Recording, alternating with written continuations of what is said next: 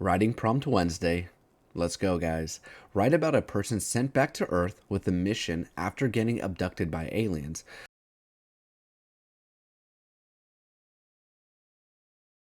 So, with this prompt, you can jump into whether it's a good one, it's a bad one, saving the world, trying to destroy the world. Are they brainwashed? Are they not?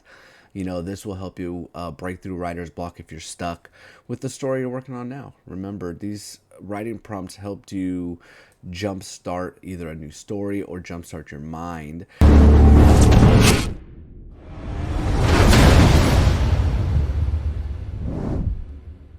to expand it and to touch elements you haven't done before or different genres, different subject matter.